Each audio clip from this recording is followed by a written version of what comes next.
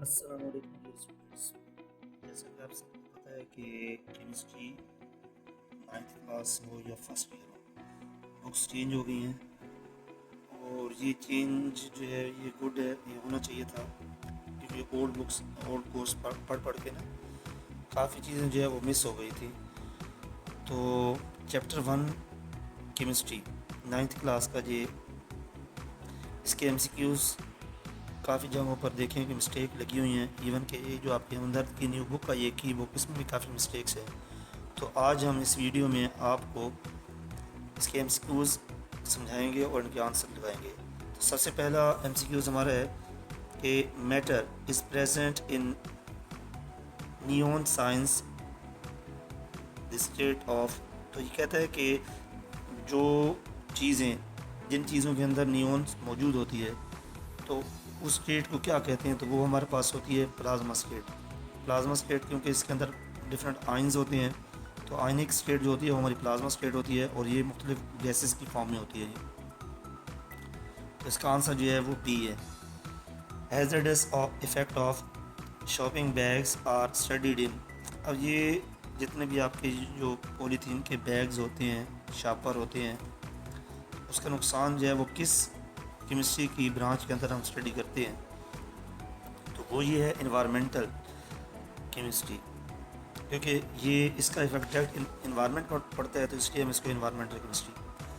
The man made polymer is, जो इंसान ने पॉलीमर्स मतलब प्लास्टिक की इनऑर्गेनिक चीज़ें बनाई होती हैं, तो वो आपका होता है पॉलीस्टायरीन, जो आपके पाइप्स वगैरह होते हैं।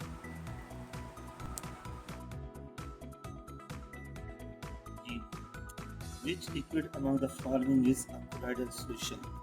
अब कोलाइडल सोल्यूशन तो हमें पहले पता हो तो हम इसका आंसर इजी जो है ना इजीली लगा सकते हैं। तो कोलाइडल सोल्यूशन ऐसा सोल्यूशन होता है जिसमें सॉल्यूट के पार्टिकल जो होते हैं वो कम्प्लीटली होमोजेनाइज नहीं होते, मतलब मिक्सअप नहीं होते। तो ये अगर हम पानी के अंदर मिल्क को डालें तो वो कम्प्लीटली जो है ना होमोजेनाइज नहीं होगा। तो इसका जो बेस्ट ऑप्शन है वो मिल्क है। और जितने भी ऑप्शन है ये ऑलमोस्ट मिक्सअप हो जाते हैं।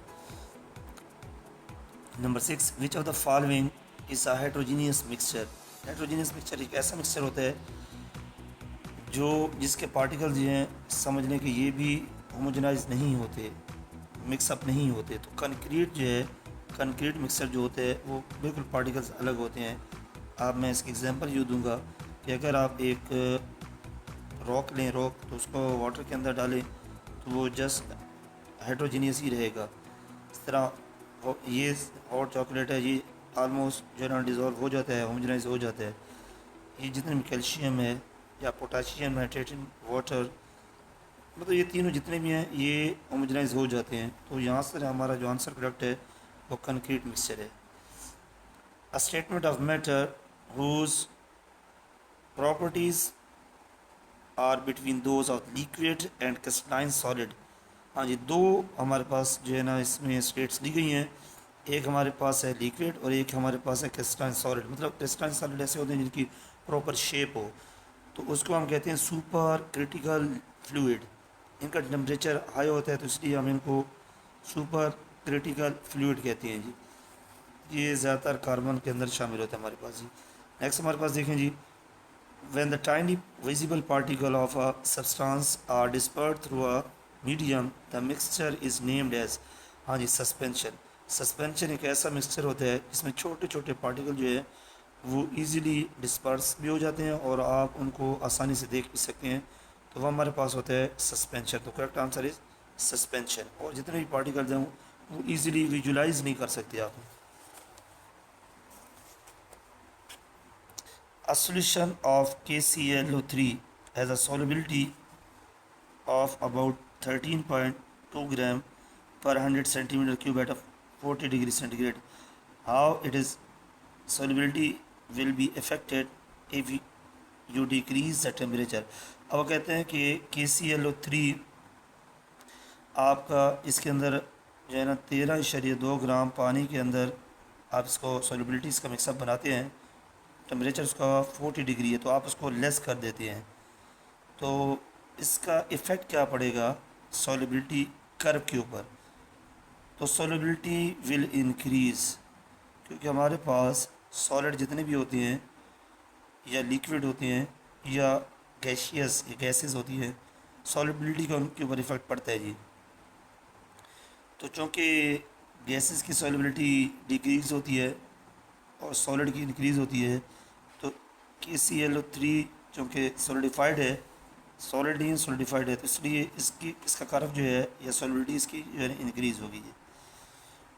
ये एक कंसेप्चुअल MCQs है। You are studying the rate of hydrolysis of the starch under the different conditions of treatment in which branch of the chemistry this topic will fall. अब कहता है कि आपने ना स्टार्च के मोलेक्यूल्स को तोड़ना है डिफरेंट टेम्परेचर्स के ऊपर। आपको पता है हीट करने से kinetic energy of the molecule जो है वो बढ़ जाती है। तो वो कहता है कि जब आप स्टार्च के मोलेक्यूल्स को तोड़ते हैं तो वो केमिस्ट्री कौन सी ब्रांच में स्टडी किया जाएगा। तो अक्सर जगहों पर इसको उन्होंने एनालिटिकल केमिस्ट्री लगा रखा है किसी जगह पर, और एक जगह पर फिज़िकल केमिस्ट्री। तो इसका जो बेस्ट आंसर है वो फिज़िकल केमिस्ट्री है। क्यों? क्योंकि जितने भी आपके पास फिज़िकल प्रोसेसेस हैं, फॉर एग्ज़ाम्पल